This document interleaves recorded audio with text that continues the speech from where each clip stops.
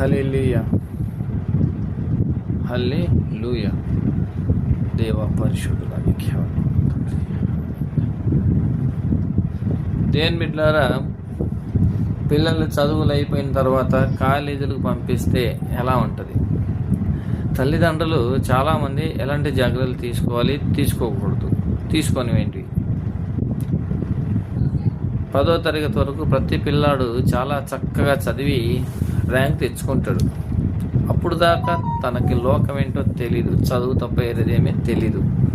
అక్కడే ప్రతి పేరెంట్స్ మనం పప్పులో కాలేస్తాం. ఎందుకు అంటే పిల్లలకి జ్ఞానం వచ్చేది ఆఫ్టర్ 10th.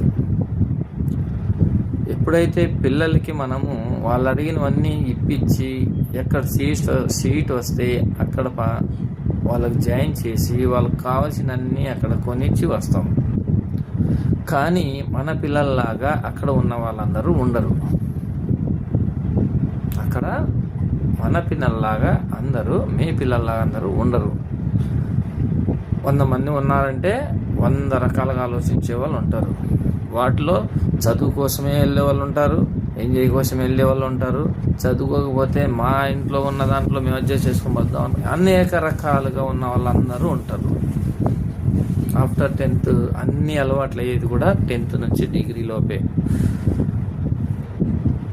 అయితే ఒక ఆయన ఏం చేస్తాడంటే, వాళ్ళ అబ్బాయి ఫస్ట్ క్లాస్ వచ్చింటాడు, ఫ్రీ సీటు, క్యాంటీన్తో సహా అన్నీ ఫ్రీ.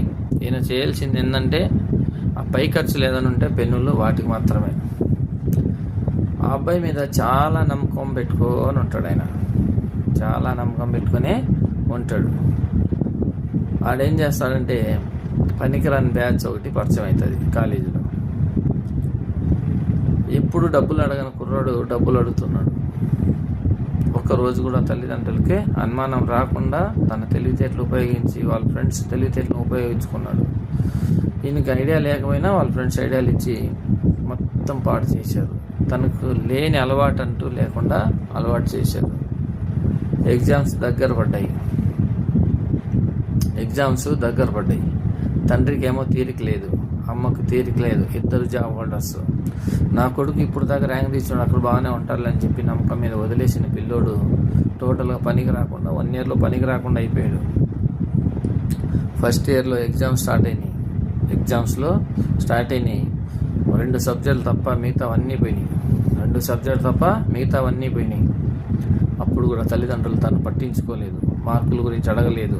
వాడికి ఎక్కడో లేని బాధ అనిపించింది.